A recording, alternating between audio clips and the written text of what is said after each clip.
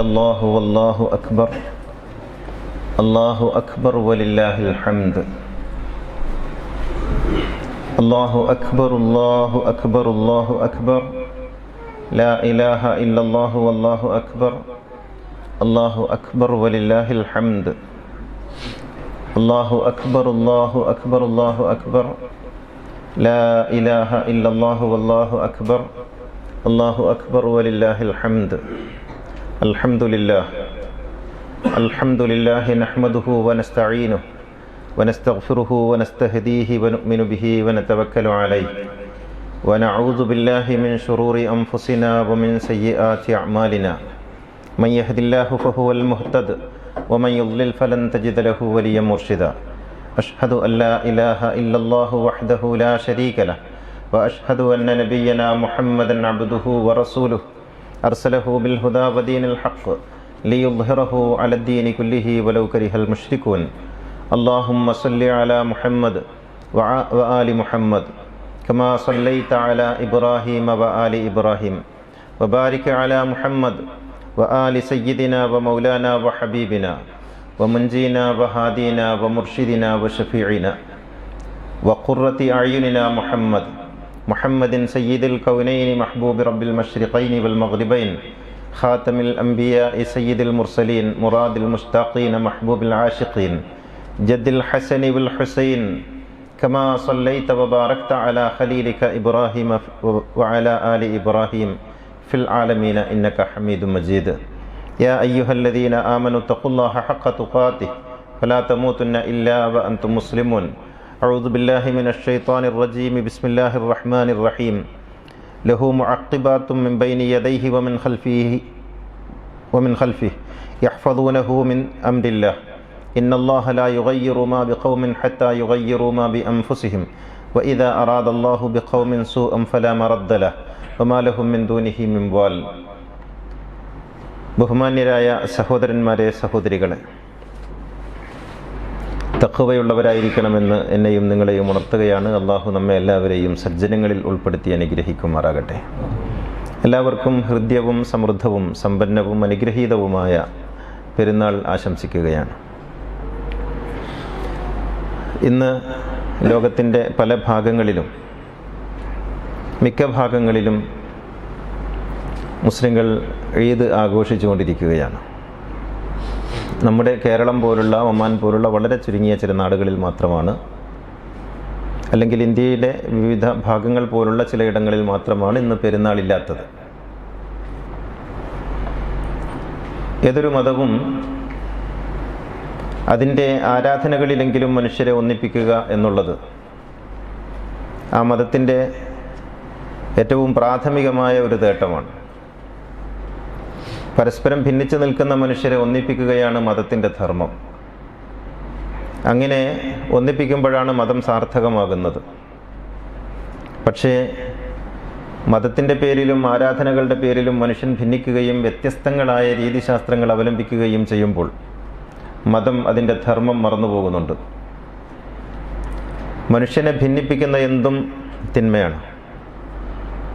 മനുഷ്യൻ ഒന്നിച്ചു നിൽക്കുക എന്നുള്ളതാണ് പാരസ്പര്യത്തിൻ്റെയും മാനവികതയുടെയും അടിസ്ഥാനമെന്ന് പറയുന്നത്.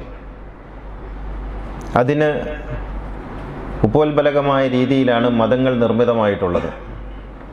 പക്ഷേ മതങ്ങളെ താല്പര്യങ്ങൾക്ക് വേണ്ടി കൈകാര്യം ചെയ്യുന്നവർ എക്കാലവും ഭിന്നിപ്പിൻ്റെ ടൂളായിട്ടാണ് ഉപയോഗിച്ചിട്ടുള്ളത്. നോക്കൂ നിങ്ങൾ, എത്രമേൽ സുന്ദരമായൊരു ദിവസമാണിന്ന്. നാം എല്ലാവരും സന്തോഷത്തോടുകൂടി ഒരുമിച്ച് കൂടിയിരിക്കുന്നു. ഇങ്ങനെ വ്യത്യസ്തങ്ങളായ ദേശങ്ങളിൽ ചെറുതും വലുതുമായ ഇത്തരം സദസ്സുകൾ സംഗമിക്കപ്പെടുമ്പോൾ, എല്ലാവരും ഒരുമിച്ച് ആഘോഷിക്കുമ്പോൾ ഉണ്ടാകുന്ന ഒരു ഉത്കർഷമുണ്ട്, ഒരാഹ്ലാദമുണ്ട്. പക്ഷേ അതിന് മതത്തെ കൈകാര്യം ചെയ്യുന്നവർ തടയിടുകയാണ് ചെയ്യുന്നത്. അവർ മാനം നോക്കി നടക്കുന്നു, ഭൂമി മറന്നുപോകുന്നു. അവരെപ്പോഴും മുകളിലോട്ടാണ് നോക്കുന്നത്. താഴെ പ്രതീക്ഷയോടെ തങ്ങളെ നോക്കുന്ന മനുഷ്യരെ അവർ കാണുന്നില്ല. ഗൾഫിൽ തങ്ങളുടെ മക്കൾ പെരുന്നാൾ ആഘോഷിക്കുമ്പോൾ അവരോടൊപ്പം പെരുന്നാൾ ആഘോഷിക്കാൻ ആഗ്രഹിക്കുന്ന മാതാപിതാക്കൾ നാട്ടിലുണ്ട്.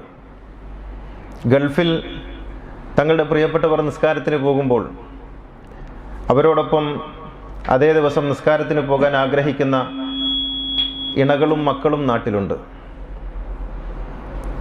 ഒരേ സമയത്ത് ഈദ് മുബാറക്ക് പറയാനും പെരുന്നാൾ ആശംസകൾ കൈമാറാനും ആഗ്രഹിക്കുന്ന ആളുകൾ ഇവിടെയുണ്ട്. പക്ഷേ അതിന് പൗരോഹിത്യം സമ്മതിക്കുന്നില്ല. അതിൻ്റെ കാരണം തങ്ങളുടെ പരിമിതമെങ്കിലും വലുതായിട്ടുള്ള അധികാരത്തെ ഉറപ്പിക്കുന്നതിന് വേണ്ടിയാണ്. നോക്കൂ, സുനിത വില്യംസ് ബഹിരാകാശത്ത് പോയി 9 മാസം താമസിച്ച് തിരിച്ചു വന്നു. ലോകം ആഘോഷത്തോടെ അവരെ സ്വീകരിച്ചു. ഭൂമിക്ക് 400 കിലോമീറ്റർ മുകളിൽ ബഹിരാകാശത്ത് അവർ നമുക്ക് വേണ്ടി, നമ്മുടെ ഭാവി തലമുറയ്ക്ക് വേണ്ടി താമസിച്ചു. കാലമേറെ പുരോഗമിച്ചു. ചന്ദ്രൻ, പണ്ട് അമ്പിളി അമ്മാവൻ എന്ന് നമ്മൾ പറഞ്ഞിരുന്ന അമ്പിളി അമ്മാവൻ ഇന്ന് നമ്മുടെ കൈക്കുമ്പിളിലാണ്. അമ്പിളി അമ്മാവനെ പിടിച്ചു തരുമെന്ന് പണ്ട് നമ്മുടെ പഴമക്കാരും കാരണവന്മാരൊക്കെ പറഞ്ഞത് സത്യമായി പുലർന്നിരിക്കുന്നു. ഇന്ന് നമ്മുടെ കൈക്കുമ്പിളിലാണ് അമ്പിളി അമ്മാവനുള്ളത്. അവിടെ പോയി നമുക്ക് താമസിക്കാം, അങ്ങോട്ട് നമുക്ക് യാത്ര ചെയ്യാം. കാലമേറെ പുരോഗമിച്ചിരിക്കുന്നു. ഇപ്പോഴും കോയന്മാർ കാപ്പാടേക്കാണ് അമ്പിളി മാമനെ കാണാൻ പോയിക്കൊണ്ടിരിക്കുന്നത്, കൂട്ടായിയിലേക്കാണ് പോയിക്കൊണ്ടിരിക്കുന്നത്. ഇപ്പോഴും അവർ മേലോട്ട് നോക്കി നടക്കുകയാണ്. നഗ്നനേത്രങ്ങളെ കൊണ്ട് കാണണമെന്നൊക്കെ പറഞ്ഞ് ശാസ്ത്രത്തെ പുറങ്കാലുകൊണ്ട് തട്ടിമാറ്റുന്നു. അവർ മൊബൈൽ ഫോൺ ഉപയോഗിക്കുന്നവരാണ്. അവർ വിമാനത്തിൽ യാത്ര ചെയ്യുന്നവരാണ്. അവർ ഇൻ്റർനെറ്റ് ഉപയോഗിക്കുന്നവരാണ്. പക്ഷേ അതൊക്കെ ഉപയോഗിക്കുമ്പോഴും നഗ്നനേത്രങ്ങളെ കൊണ്ട് മാമനെ കണ്ടുപിടിക്കണമെന്ന് പറഞ്ഞ് കൂട്ടായിയിലേക്കും കാപ്പാടേക്കും പോകുന്ന ഈ സമുദായത്തോട് നാം എന്താണ് പറയുക? ഓർത്ത് വിലപിക്കുകയല്ലാതെ എന്ത് ചെയ്യാൻ?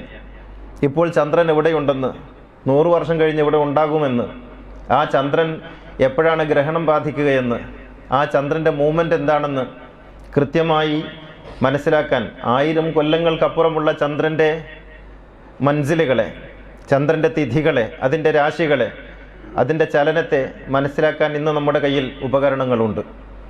ആ ഉപകരണം വെച്ചുകൊണ്ട് നാം പലതും ചെയ്തുകൊണ്ടിരിക്കുന്നു. പക്ഷേ അപ്പോഴും നമുക്ക് കാപ്പാടും കൂട്ടായിയും കൈവിടാൻ മനസ്സ് വരുന്നില്ല എന്ന് പറയുന്നത് ഏത് യുഗത്തിലാണ് നാം ഇരിക്കുന്നത് എന്നതിൻ്റെ തെളിവാണ്. ശാസ്ത്രത്തോടൊപ്പം സഞ്ചരിക്കുക എന്നത് മതവിരുദ്ധമാണെന്ന് ആരൊക്കെയോ കരുതുന്നു. ശാസ്ത്രത്തോടൊപ്പം സഞ്ചരിക്കുന്നത് മതവിരുദ്ധമല്ല. പക്ഷേ ശാസ്ത്രത്തോടൊപ്പം സഞ്ചരിച്ചാൽ ഒന്ന് സംഭവിക്കും. എന്താണെന്ന് ചോദിച്ചാൽ ഈ പൗരോഹിത്യത്തിൻ്റെ അധികാരം തകർന്നു പോകും. എപ്പോഴാണ് മാസമെന്ന് ചോദിച്ച് ഈ ഖാദി ഹൗസുകൾക്ക് മുന്നിൽ ആൾക്കൂട്ടമുണ്ടാവില്ല. ടെലിവിഷൻ ക്യാമറകൾക്ക് മുന്നിൽ മാസം ഉറപ്പിച്ചിരിക്കുന്നു അല്ലെങ്കിൽ മാസം ഉറപ്പിച്ചിട്ടില്ല എന്ന് പറയാൻ ഈ തലപ്പാവുധാരികൾക്ക് അവസരമുണ്ടാകില്ല. അതുകൊണ്ടാണ് ശാസ്ത്രത്തിൽ നിന്ന് സമൂഹത്തെ അവർ എപ്പോഴും മാറ്റിക്കൊണ്ടിരിക്കുന്നത്. ഇനിയെങ്കിലും നാം മനസ്സിലാക്കണം, ഒരൊറ്റ മാമനേ ഉള്ളൂ നമുക്ക്, ഒരൊറ്റ അമ്പിളി മാമൻ, ഒരൊറ്റ ചന്ദ്രൻ. ഭൂമിയുടെ ഉപഗ്രഹമായി നമ്മെ ഇങ്ങനെ വലം വെച്ച് കറങ്ങിക്കൊണ്ടിരിക്കുന്ന ആ പൗർണമിയുണ്ടല്ലോ, അതൊറ്റ ഒന്നാണ്.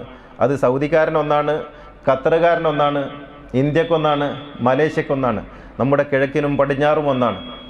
അത് എങ്കിലും മനസ്സിലാക്കാൻ ഞാൻ ചോദിക്കട്ടെ നിങ്ങളോട്, ഇന്ന് മുഹമ്മദ് നബി ജീവിച്ചിരിപ്പുണ്ട് എന്ന് സങ്കല്പിക്കുക. മുഹമ്മദ് നബി ഇന്ന് ജീവിച്ചിരിപ്പുണ്ടെന്ന് സങ്കല്പിക്കുക. മുഹമ്മദ് നബി സൗദി അറേബ്യയിലാണെന്ന് സങ്കല്പിക്കുക. മുഹമ്മദ് നബിക്ക് ഇന്ന് പെരുന്നാളാണെങ്കിൽ നമ്മൾ ഇവിടെയുള്ള ഖാദിമാരെ നോക്കി നിൽക്കുമോ? ഒന്ന് വെറുതെ സങ്കല്പിച്ചു നോക്കൂ. മുഹമ്മദ് നബി സൗദി അറേബ്യയിൽ ജീവിച്ചിരിപ്പുണ്ടെന്ന്, അവിടെ മുഹമ്മദ് നബിക്ക് ഇന്ന് പെരുന്നാളാണെന്ന് പറഞ്ഞാൽ നാം എന്ത് ചെയ്യും? എങ്കിൽ മുഹമ്മദ് നബിയുടെ മദീനയിൽ ഇന്ന് പെരുന്നാളാണ്. നാം ആരെ കാത്താണ് ഇരിക്കുന്നത്? എത്ര കാലമാണ് ഈ പുരോഹിതന്മാർക്ക് നാം തലവെച്ച് കൊടുക്കുക? എത്ര കാലമാണ് എന്നെ പറ്റിച്ചോളൂ എന്ന് പറഞ്ഞ് നാം നെഞ്ചു വിരിച്ച് നിൽക്കുക? എത്ര കാലമാണ് അജ്ഞതയുടെ ചളിച്ചോറിൽ നാം എപ്പോഴും ഇങ്ങനെ മുങ്ങിക്കുളിച്ചുകൊണ്ടിരിക്കുക? ഇനിയെങ്കിലും നാം മനസ്സിലാക്കണം, പൗരോഹിത്യം നമ്മെ പറ്റിക്കുകയാണ്. ശാസ്ത്രം വളർന്ന ഈ കാലത്ത്, എല്ലാം നമ്മുടെ കൈപ്പിടിയിൽ ഒതുങ്ങിയ ഈ കാലത്തെങ്കിലും നാം മൊല്ലന്മാരെ വിട്ട് ശാസ്ത്രം അംഗീകരിച്ച് കലണ്ടറൊക്കെ നോക്കി ചന്ദ്രൻ്റെ പിറവിയൊക്കെ നമുക്ക് മുൻകൂട്ടി മനസ്സിലാക്കാൻ കഴിയുന്ന വിധത്തിൽ കാര്യങ്ങൾ ഉണ്ടെന്നറിഞ്ഞ് നാം പെരുന്നാളും നോമ്പുമൊക്കെ ഒന്നിച്ചാഘോഷിക്കാനുള്ള അവസരമുണ്ടാക്കണം. പൊതുസമൂഹം മാറിയാൽ പൗരോഹിത്യം മാറും. അങ്ങനെ മാറിയതാണ് ചരിത്രം. അതിനാൽ ചന്ദ്രൻ നമ്മുടെ കണ്ണിൽ തെളിയേണ്ടതല്ല, അത് മാനത്ത് തെളിയേണ്ടതാണ്. നാം കണ്ടാലും ഇല്ലെങ്കിലും ചന്ദ്രൻ അതിൻ്റെ ഭ്രമണപഥത്തിൽ സഞ്ചരിച്ചു കൊണ്ടേയിരിക്കും. വൽ ഖമറ ഖദ്ദർനാഹു മനാസില ഹത്താ ആദ കൽ ഉർജൂനിൽ ഖദീം. ചന്ദ്രന് അതിൻ്റെ സൃഷ്ടിപ്പിൻ്റെ നാളിൽ തന്നെ അള്ളാഹു രാശികൾ നിർണയിച്ചിട്ടുണ്ട്. ആ നിർണയിച്ച രാശികളിൽ ചന്ദ്രൻ സഞ്ചരിച്ചു കൊണ്ടേയിരിക്കുന്നുണ്ട്. അതേതെങ്കിലും കാതി കണ്ടതുകൊണ്ടോ കോയ കാണാത്തതുകൊണ്ടോ ഇല്ലാതായി പോകുന്നതോ ഉണ്ടാകുന്നതോ ആയ ഒന്നല്ല. അതിനാൽ ചന്ദ്രനെ നാം നിരീക്ഷിക്കുക, ചന്ദ്രനെ നാം പഠിക്കുക, എന്നിട്ട് അതിൻ്റെ കണക്കനുസരിച്ച് നാം നോമ്പും പെരുന്നാളുമൊക്കെ ആഘോഷിക്കുക. കണ്ടെന്നും കണ്ടില്ലെന്നും പറഞ്ഞ് വിലപിക്കുന്ന കാളിമാരോട് മാറി നിൽക്കാൻ പറയുക. നാം മുന്നോട്ട് പോവുകയാണ്, പിറകോട്ടല്ലെന്ന് ഉദ്ഘോഷിക്കുക. അല്ലാഹു അക്ബർ, അല്ലാഹു അക്ബർ, അല്ലാഹു അക്ബർ, ലാ ഇലാഹ ഇല്ലല്ലാഹു വല്ലാഹു അക്ബർ, അല്ലാഹു അക്ബർ വലില്ലാഹിൽ ഹംദ്. ഈ പെരുന്നാളിന്, ഈ റമദാനിന് നാം ഒട്ടേറെ മനോഹരമായ കാഴ്ചകൾ കണ്ടിട്ടുണ്ട്. ആളുകൾ പള്ളിയിലേക്ക് പോകുന്നു, ആളുകൾ അവരുടെ ഭക്തിയിൽ മുന്നേറുന്നു, അവർ വിശുദ്ധ ഖുർആനുമായി അടുക്കുന്നു. അങ്ങനെ പല പല കാഴ്ചകൾ. അതിൽ മനോഹരമായൊരു കാഴ്ചയായിരുന്നു ശബരിമലയിൽ നാം കണ്ടത്. ശബരിമലയിൽ മലയാളത്തിൻ്റെ പ്രിയപ്പെട്ട നടൻ മോഹൻലാൽ പോയി വഴിപാട് നടത്തി. അദ്ദേഹത്തിൻ്റെ സഹപ്രവർത്തകനായ മമ്മൂട്ടിക്ക് വേണ്ടി പ്രാർത്ഥിച്ചു. ഇത് മാനവികതയുടെ മഹത്തായൊരു സന്ദേശമായിരുന്നു. അതിൽ വർഗീയത കണ്ടവരുണ്ട്. മോഹൻലാൽ പ്രാർത്ഥിച്ചതിന് മമ്മൂട്ടിയോട് തൗബ ചെയ്യാൻ പറഞ്ഞവരുണ്ട്. അപഹാസ്യമായ വർത്തമാനങ്ങളാണ്. മോഹൻലാൽ എന്ന മനുഷ്യൻ, അദ്ദേഹം നടൻ ആണോ, അദ്ദേഹം മറ്റെന്താണോ എന്നൊക്കെ മറന്നു കളയുക. അദ്ദേഹം ഒരു മനുഷ്യനാണ്. ആ മനുഷ്യൻ തൻ്റെ സഹോദരന് വേണ്ടി പ്രാർത്ഥിച്ചു. ശബരിമലയിൽ പോയി വഴിപാട് നടത്തി. അദ്ദേഹത്തിൻ്റെ ആ മനസ്സിനെ നാം അംഗീകരിക്കണം. ഞാൻ ഉറപ്പിച്ചു പറയുന്നു, ഇന്ന് പ്രവാചകനുണ്ടായിരുന്നെങ്കിൽ മോഹൻലാലിനെ അഭിനന്ദിക്കുമായിരുന്നു, മോഹൻലാലിന് വേണ്ടി പ്രാർത്ഥിക്കുമായിരുന്നു. അപരന് വേണ്ടി പ്രാർത്ഥിക്കുക എന്നതിനേക്കാൾ വലിയ മറ്റെന്ത് പുണ്യമാണുള്ളത്? മറ്റൊരാൾക്ക് വേണ്ടി പ്രാർത്ഥിക്കുക എന്ന് പറയുന്നത് താൻ മനുഷ്യനാണ് എന്ന് തെളിയിക്കലാണ്. നിങ്ങൾക്ക് വേണ്ടി പ്രാർത്ഥിക്കുമ്പോൾ നിങ്ങൾ സ്വാർത്ഥനാകുന്നു, നിങ്ങൾ അപരന് വേണ്ടി പ്രാർത്ഥിക്കുമ്പോൾ നിങ്ങൾ മനുഷ്യനാകുന്നു. അങ്ങനെ മനുഷ്യന് വേണ്ടി പ്രാർത്ഥിച്ച ആ സന്ദേശമാണ് സമൂഹത്തിലേക്ക് നാം കൈമാറേണ്ടത്. ആ പ്രാർത്ഥന സ്വീകരിക്കട്ടെ എന്ന് നമുക്ക് പ്രാർത്ഥിക്കാം. ആ പ്രാർത്ഥന നമ്മിലൊക്കെ പടരട്ടെ എന്ന് നമുക്ക് പ്രാർത്ഥിക്കാം. അപരന് വേണ്ടി പ്രാർത്ഥിക്കുന്ന ഒരു നാളെ ഉണ്ടാകണം. അപരന് വേണ്ടി പ്രാർത്ഥിക്കുന്ന ഒരു ലോകമുണ്ടാകണം. അപരനെ സ്നേഹത്തോടെ ഓർക്കുകയും ചേർത്ത് പിടിക്കുകയും ചെയ്യുന്ന ഒരു ലോകക്രമം ഉണ്ടാകണം. അപ്പോഴാണ് ലോകം നന്നാവുക, നമ്മൾ നന്നാവുക. അല്ലാഹു അക്ബർ, അല്ലാഹു അക്ബർ, അല്ലാഹു അക്ബർ, ലാ ഇലാഹ ഇല്ലല്ലാഹു വല്ലാഹു അക്ബർ, അല്ലാഹു അക്ബർ വലില്ലാഹിൽ ഹംദ്. ഇത് മയക്കുമരുന്നിൻ്റെ കാലമാണെന്ന് പറയുന്നു. MDMA-യും കഞ്ചാവുമൊക്കെ വിപണിയിൽ സുലഭമാണെന്ന് പറയുന്നു. ഇങ്ങനെ പറയുമ്പോൾ ഞാൻ ഓർക്കുന്ന ഒരു കാര്യമുണ്ട്. നാം നമ്മുടെ യുവതയെ അവിശ്വസിക്കരുത്. നാം നമ്മുടെ യുവതയെ കുറ്റവിചാരണ ചെയ്യരുത്. നാം നമ്മുടെ യുവതയെ കറുത്ത നിഴലിലേക്ക് മാറ്റി നിർത്തരുത്. നമ്മുടെ യുവാക്കളൊന്നും മോശമായി പോയിട്ടില്ല. നമ്മുടെ യുവാക്കൾ നല്ലവരാണ്, കുട്ടികൾ നല്ലവരാണ്, ഒരുപാട് നന്മയുള്ളവരാണ്. പഴയ തലമുറയേക്കാൾ കൂടുതൽ മൂല്യബോധമുള്ളവരാണ്. അവർക്ക് കാര്യങ്ങളൊക്കെ മനസ്സിലാകും. ആരൊക്കെയോ ചിലർ മയക്കുമരുന്ന് ഉപയോഗിക്കുന്നുണ്ടെന്ന് കരുതി യുവതയെ മുഴുവൻ കുറ്റപ്പെടുത്തുന്ന പ്രവണത മാറ്റി നിർത്തണം. മയക്കുമരുന്നെന്ന് പറഞ്ഞ് വിലപിക്കുന്നവർക്കൊരു അജണ്ടയുണ്ടെന്ന് ഞാൻ വിചാരിക്കുന്നു. മയക്കുമരുന്നെന്ന് പറഞ്ഞ് നാടുനീളെ ചുറ്റിക്കറങ്ങുന്നവർക്കും അജണ്ടയുണ്ട്. യുവതയുടെ രക്ഷയല്ല അവർ ഉദ്ദേശിക്കുന്നത്. എല്ലാവരും ഉപയോഗിക്കുന്നു, പിന്നെ എനിക്ക് ഉപയോഗിച്ചാൽ എന്താ എന്ന വളരെ ലാഘവത്വമുള്ള ചിന്തയിലേക്ക് യുവതയെ തള്ളിവിടലാണ് അവരുടെ ലക്ഷ്യമെന്നാണ് ഞാൻ വിചാരിക്കുന്നത്. മയക്കുമരുന്ന് അത്രമേൽ വ്യാപകമൊന്നുമല്ല. ആരൊക്കെ ഉപയോഗിക്കുന്നു? നിങ്ങളുടെ വീട്ടിൽ ഉപയോഗിക്കുന്നവരുണ്ടോ? ഇല്ലല്ലോ. നിങ്ങളുടെ അയൽപക്കത്തുണ്ടോ? ഇല്ലല്ലോ. ഇങ്ങനെയാണ്. അപ്പോൾ വ്യാപകമായിട്ടുണ്ടെന്ന് പ്രചരിപ്പിക്കുകയാണ്. നമ്മുടെ കുട്ടികളെ നമുക്ക് ഭയമാകാൻ തുടങ്ങിയിരിക്കുകയാണ്. എവിടെയൊക്കെയോ ചില ക്രിമിനലുകൾ നടത്തുന്ന കൂട്ടക്കൊലയെ, എവിടെയൊക്കെയോ ചില ക്രിമിനലുകൾ നടത്തുന്ന വേണ്ടാധീനങ്ങളെ ജനറലൈസ് ചെയ്യുകയാണ്. തീർച്ചയായിട്ടും നമ്മുടെ യുവതയിൽ നമുക്ക് പ്രതീക്ഷയുണ്ട്. നമ്മുടെ യുവത നാളെയുടെ നേതാക്കളാണ്. നമ്മുടെ യുവത തീർച്ചയായിട്ടും ഈ സമൂഹത്തെ മുന്നോട്ട് നയിക്കാൻ പര്യാപ്തരാണ്. നാം കെട്ടകാലമെന്ന് വിശേഷിപ്പിക്കരുത്. നാം മോശക്കാരായി പോയി എന്ന് വിലപിക്കരുത്. ഇത് പ്രഭാഷകരുടെ മോശപ്പെട്ട ഒരു പ്രവണതയാണ്. ആരൊക്കെയോ എവിടെയൊക്കെയോ എക്കാലവും ഇങ്ങനെയൊക്കെ ഉണ്ടായിരുന്നു. അതിന് ബഹളം കൂടുതലുണ്ടാകും. ഒരു നാട്ടിലൊരു മദ്യപാനി ഉണ്ടെങ്കിൽ അയാൾ അങ്ങാടിയിൽ കിടന്ന് ബഹളം വെക്കും. അതിനർത്ഥം നാട്ടുകാരെ മുഴുവൻ കള്ളുകുടിക്കുന്നവരാണെന്നല്ല. തിന്മയ്ക്ക് ബഹളം കൂടുതലുണ്ടാകും. നാം നമ്മുടെ യുവതയെ കരിനിഴലിലേക്ക് മാറ്റി നിർത്തരുത്. അവരെ സംശയത്തോടെ വീക്ഷിക്കരുത്. എനിക്ക് രക്ഷിതാക്കളോട് പറയാനുള്ളത്, നിങ്ങൾ നിങ്ങളുടെ മക്കളോട് കൂടുതൽ അടുക്കുക. നിങ്ങൾ നിങ്ങളുടെ മക്കളെ സ്നേഹിക്കാൻ തുടങ്ങുക. നിങ്ങൾ നിങ്ങളുടെ മക്കളെ വിശ്വാസത്തിലെടുക്കുക. അവർക്ക് അർഹമായ സ്വാതന്ത്ര്യം നൽകുക. അവർ ഈ ലോകത്തോടൊപ്പം ഉണ്ടാകും. നന്മയോടൊപ്പം ഉണ്ടാകും. യുവാക്കളെ വിശ്വാസത്തിലെടുക്കാത്ത ഒരു സമൂഹവും നന്നായിട്ടില്ല. എപ്പോഴും ആ കാലം നല്ല കാലം, ഞങ്ങളുടെ പാട്ടൊരു പാട്ടാണ്, ഞങ്ങളുടെ കാലം ഒരു കാലമാണ്, ഞങ്ങളുടെ കാലമായിരുന്നു കാലം എന്നൊക്കെ പറഞ്ഞ് യുവതയെ മാറ്റി നിർത്തുന്ന ആളുകൾ ശ്രദ്ധിക്കേണ്ടത് എക്കാലവും ഇങ്ങനെ പറഞ്ഞിരുന്നുവെന്നാണ്. അടുത്ത തലമുറ ഇപ്പോഴും നമ്മൾ പറയുന്നത് പോലെ പറഞ്ഞുകൊണ്ടിരിക്കും. നിലവിലുള്ള കാലമാണ് നല്ല കാലം, മുമ്പത്തെ കാലത്തേക്കാൾ കൂടുതൽ മൂല്യബോധമുള്ളവരാണ്. അതിനാൽ യുവാക്കളെ, യുവതികളെ, കുട്ടികളെ നെഞ്ചോട് ചേർത്ത് സ്നേഹത്തോടെ, വിശ്വാസത്തോടെ അവരെ ഉൾക്കൊള്ളാൻ നമുക്ക് കഴിയണം. അല്ലാഹു അക്ബർ, അല്ലാഹു അക്ബർ, അല്ലാഹു അക്ബർ, ലാ ഇലാഹ ഇല്ലല്ലാഹു വല്ലാഹു അക്ബർ, അല്ലാഹു അക്ബർ വലില്ലാഹിൽ ഹംദ്. നാം ഇപ്പോൾ ഇവിടെ ഒരുമിച്ച് കൂടിയത് അകമ്പൊരുളെന്ന് പറയുന്ന ഒരു വലിയ ദൗത്യം നിർവഹിക്കുന്ന ചെറിയ സംഘത്തിൻ്റെ ബാനറിലാണ്.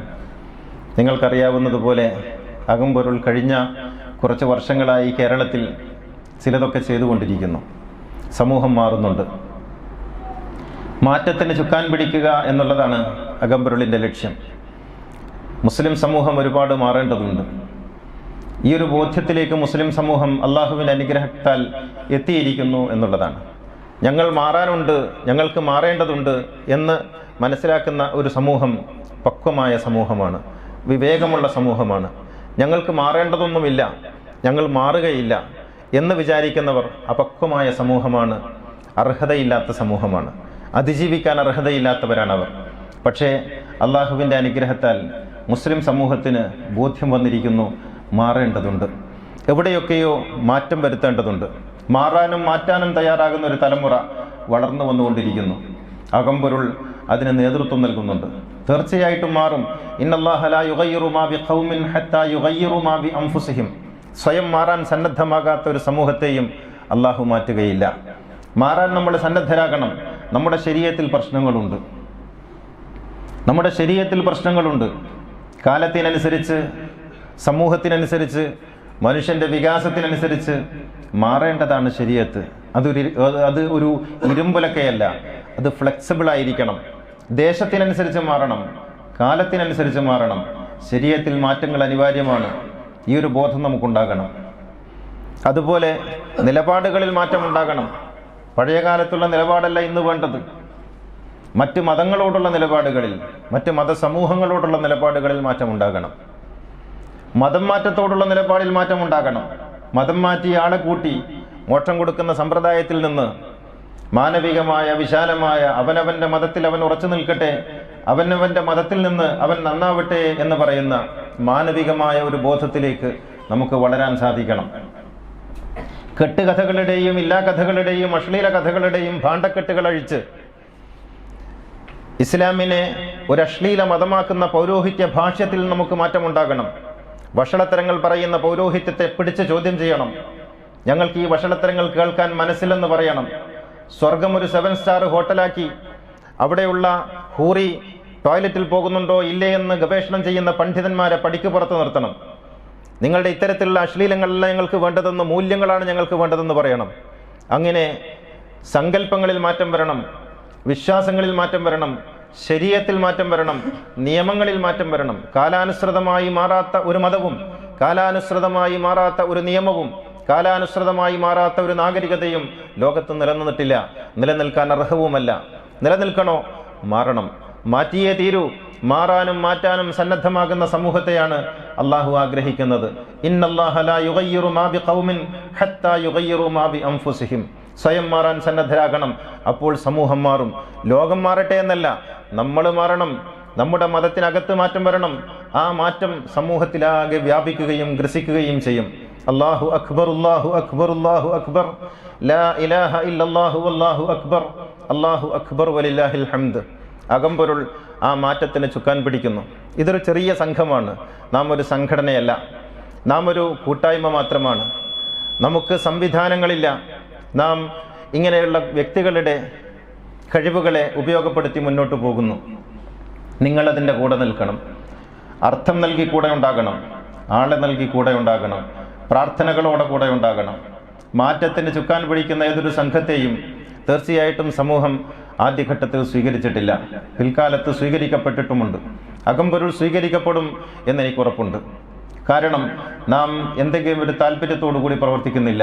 താല്പര്യം ഇത് മാത്രമാണ്. ലോകത്തിന് മുന്നിൽ സ്വയം അപഹാസ്യമായി കൊണ്ടിരിക്കുന്ന ഈ സമൂഹത്തെ ദയനീയമായ അവരുടെ അവസ്ഥയിൽ നിന്ന് രക്ഷിച്ച് സമൂഹത്തിന് മുന്നിൽ അഭിമാനത്തോടെ ഉയർന്നു നിൽക്കാൻ കഴിയുന്ന ഒരവസ്ഥയിലേക്ക് എത്തിക്കണം. അതാണ് ലക്ഷ്യം. ആ ലക്ഷ്യത്തിന് വേണ്ടി കൂടെ ഉണ്ടാകണം. നമുക്കൊരുപാട് സ്വപ്നങ്ങളുണ്ട്. നമുക്ക് ഇത് പ്രാവർത്തികമാക്കി കാണിച്ചു കൊടുക്കാവുന്ന ഒരു കേന്ദ്രം വേണം. നാം അതിനു വേണ്ടുന്ന ചില ഒരുക്കങ്ങളൊക്കെ തുടങ്ങിക്കഴിഞ്ഞിരിക്കുന്നു. നിങ്ങൾ സഹായിക്കണം. പണം തന്ന് സഹായിക്കണം, ആളെ തന്ന് സഹായിക്കണം, നിങ്ങളുടെ സമയം തന്ന് സഹായിക്കണം. അള്ളാഹു തീർച്ചയായും സഹായിക്കുമെന്ന് ഉറപ്പുണ്ട്. അല്ലാഹു അക്ബർ, അല്ലാഹു അക്ബർ, അല്ലാഹു അക്ബർ, ലാ ഇലാഹ ഇല്ലല്ലാഹു അല്ലാഹു അക്ബർ, അല്ലാഹു അക്ബർ വലില്ലാഹിൽ ഹംദ്. പ്രിയമുള്ളവരെ, ഈ പെരുന്നാളിന് എനിക്ക് നിങ്ങളോട് പ്രത്യേകിച്ച് പറയാനുള്ളത് നിങ്ങൾ നിങ്ങളുടെ മാതാപിതാക്കളെ ചേർത്ത് പിടിക്കണം എന്നുള്ളതാണ്. പ്രായമായ മാതാപിതാക്കളെ നിങ്ങൾ കാരുണ്യപൂർവ്വം ചേർത്ത് പിടിക്കണം. നിങ്ങളുടെ വീടുകളിലുള്ള മുത്തശ്ശന്മാരെ, മുത്തശ്ശിമാരെ, മുതിർന്നവരെ, ഉമ്മമാരെ ചേർത്ത് പിടിക്കണം. അവർക്ക് പറയാനുള്ളത് കേൾക്കണം. അവരോടൊപ്പം ചെലവഴിക്കാൻ നിങ്ങൾ സമയം കണ്ടെത്തണം. നിങ്ങളുടെ തിരക്കുകൾക്കിടയിൽ നിങ്ങൾ അവരെ മറന്നു പോകരുത്. പണം കൊടുത്ത് എല്ലാമായി എന്ന് വിചാരിക്കരുത്. നിങ്ങളുടെ മക്കളെ, പേരക്കുട്ടികളെ അവരോടൊപ്പം താമസിക്കാൻ സമ്മതിക്കണം. പേരക്കുട്ടികളോട് അവർക്ക് ചില കഥകൾ പറയാനുണ്ടാകും. പേരക്കുട്ടികളോട് അവർക്ക് ചില വസിയത്തുകൾ കൈമാറാനുണ്ടാകും. പേരക്കുട്ടികളോട് അവർക്ക് ചില സംസ്കാരങ്ങൾ പഠിപ്പിക്കാനുണ്ടാകും. അതിനവസരം കൊടുക്കണം. ഉമ്മാമാൻ്റെ അടുത്തിരുന്ന് സമയം കളയരുത്, ഉപ്പാപ്പാൻ്റെ അടുത്തിരുന്ന് നേരം കളയരുത്, പഠിക്ക് എന്ന് പറഞ്ഞ് നിങ്ങളുടെ കുട്ടികളെ അവരിൽ നിന്ന് അകറ്റരുത്. അത് കാലത്തിൻ്റെ അനിവാര്യതയാണ്. അവരോടൊപ്പം വിടണം. നിങ്ങളുടെ മാതാപിതാക്കളെ നിങ്ങൾ ചേർത്ത് പിടിക്കണം. അവർക്ക് ഈ ലോകത്ത് ജീവിതം നഷ്ടമായി പോയി എന്ന് തോന്നരുത്. ഞങ്ങൾ വേണ്ടാത്തവരാണ്, കൊള്ളാത്തവരാണ് എന്ന് തോന്നരുത്. ഞങ്ങൾക്ക് ആരുമില്ലെന്ന് തോന്നരുത്. ഞങ്ങളുണ്ടെന്ന് നിങ്ങൾ ഇടയ്ക്കിടെ പറഞ്ഞുകൊണ്ടിരിക്കണം. നിങ്ങളുടെ തിരക്കുകൾക്കിടയിലും അവരോടൊപ്പം അവരുടെ കൂടെ നിൽക്കാനും അവരെയുമായി യാത്ര ചെയ്യാനുമൊക്കെ നിങ്ങൾക്ക് സാധിക്കണം. അതാണ് യഥാർത്ഥത്തിൽ നിങ്ങൾക്ക് തലമുറകളോട് ചെയ്യാനുള്ള ഏറ്റവും വലിയ നീതി. നിങ്ങൾ നാട് നീളെ ചാരിറ്റി ചെയ്യാൻ നടക്കും, സ്വന്തം വീട്ടിലുള്ളവരെ മറന്നുപോകും. ഇതൊരു ദാരുണമായ അവസ്ഥയാണ്. അതിനാൽ വീട്ടിലുള്ള പ്രായമായ ആളുകളെ കൂടുതൽ പരിഗണിക്കുക. അവർ രോഗികളാണെങ്കിൽ, അവർ കിടപ്പിലുള്ളവരാണെങ്കിൽ അവരോട് സ്നേഹപൂർവ്വം പെരുമാറുക. അവരോട് കയർത്ത് സംസാരിക്കരുത്. അവരെ വേദനിപ്പിക്കുന്ന വാക്കുകൾ പറയരുത്. അവർ വേണ്ടപ്പെട്ടവരാണ് എന്ന് എപ്പോഴും തോന്നിപ്പിക്കുന്ന വിധത്തിൽ പെരുമാറിക്കൊണ്ടിരിക്കുക. അല്ലാഹു അക്ബർ, അല്ലാഹു അക്ബർ, അല്ലാഹു അക്ബർ, ലാ ഇലാഹ ഇല്ലല്ലാഹു അല്ലാഹു അക്ബർ, അല്ലാഹു അക്ബർ വലില്ലാഹിൽ ഹംദ്. സ്നേഹത്തിൻ്റെ ലോകം പണിയുക. എല്ലാവരെയും ചേർത്ത് നിർത്തുക. അവൻ, അവൾ, മറ്റവർ എന്ന് പറഞ്ഞ് ഭേദം സൃഷ്ടിക്കാതിരിക്കുക. എല്ലാ മതങ്ങളും എല്ലാ മതക്കാരും എല്ലാ ദേവാലയങ്ങളും പവിത്രമാണ്. എല്ലാവരെയും ആദരിക്കണം. എല്ലാ വേദപുസ്തകങ്ങളും പവിത്രമാണ്. ഒന്നിനെയും അപഹസിക്കരുത്. ഒന്ന് മറ്റൊന്നിനേക്കാൾ ചെറുതെന്ന് വിചാരിക്കരുത്. എല്ലാവരെയും ചേർത്ത് നിർത്തുക. മനുഷ്യനാണ് സത്യം, മനുഷ്യനാണ് ശരി, മാനവികതയാണ് മതം. അതിനാൽ എല്ലാവരെയും ചേർത്ത് നിർത്തുക. പള്ളിയിൽ പോകുമ്പോൾ നിങ്ങൾ നിങ്ങളുടെ ആരാധനകൾ നിർവഹിക്കുക. ചർച്ചിൽ പോകുമ്പോൾ നിങ്ങൾ നിങ്ങളുടെ ആരാധനകൾ നിർവഹിക്കുക. അപ്പോഴും ഒന്നാണ് ഞാനും അവനും ചെയ്യുന്നത് എന്ന് ബോധ്യപ്പെടാൻ നമുക്ക് മനസ്സുണ്ടാകണം. വ്യത്യസ്തതകൾ തീർച്ചയായും മനുഷ്യ സമൂഹത്തിലുണ്ട്. അത് വൈരുദ്ധ്യങ്ങളല്ല. ഹിന്ദുവും ക്രിസ്ത്യനും മുസ്ലിമും വേറെ വേറെ വഴിയിൽ സഞ്ചരിക്കുന്നവനല്ല, ഒരേ ലക്ഷ്യത്തിലേക്ക് പോകുന്നവരാണ്. അതിനാൽ എല്ലാവരെയും ചേർത്ത് പിടിക്കാനും എല്ലാവരോടും ചേർന്ന് നിൽക്കാനും നമുക്ക് സാധിക്കണം. സ്നേഹത്തിൻ്റെ ലോകം പണിയണം, കാരുണ്യത്തിൻ്റെ ലോകം പണിയണം. എന്നിട്ട് നമുക്ക് എല്ലാ ഭേദങ്ങളെയും നമുക്ക് മാറ്റി നിർത്താം. സ്നേഹമാണ് യഥാർത്ഥത്തിൽ മനുഷ്യനെ ഒന്നിപ്പിക്കുന്ന പശിമ എന്ന് പറയുന്നത്, അല്ലാതെ വിദ്വേഷമല്ല. ആരോടും വിദ്വേഷം വെച്ചിട്ട് ഇവിടെ ഒന്നും നേടാനില്ല. മരിച്ചു പോകുന്നവരാണ് നമ്മളൊക്കെ. സ്നേഹത്തോടെ ജീവിച്ച് സ്നേഹത്തോടെ മരിക്കാൻ പഠിക്കണം. ഹിന്ദുവിനെ വെറുത്ത് ഒരു മുസ്ലിമിന് സമാധാനത്തോടെ മരിക്കാൻ കഴിയില്ല.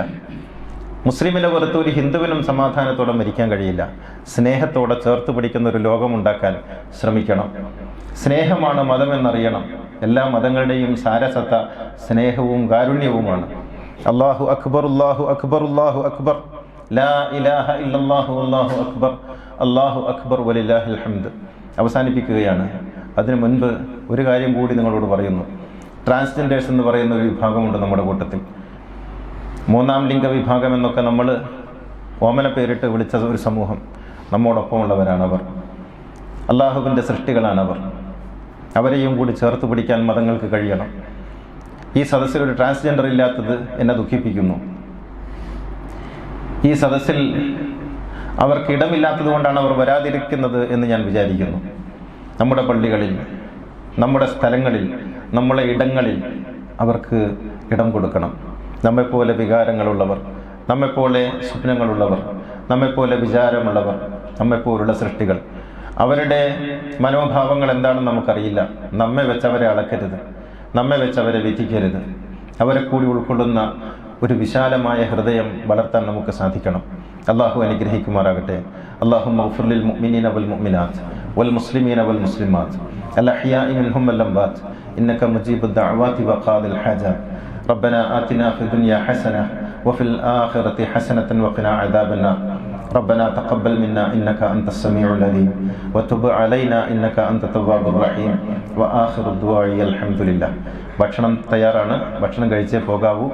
അകമ്പൊരുൾ പുസ്തകങ്ങളൊക്കെ പുറമേ കിട്ടും. ആവശ്യമുള്ളവർ വാങ്ങുക. പുറത്ത് അകമ്പൊരുളിൻ്റെ ഫണ്ടിലേക്ക് കുട്ടികൾ സംഭാവന പിരിക്കുന്നുണ്ട്. കഴിവിൻ്റെ പരമാവധി നൽകുക.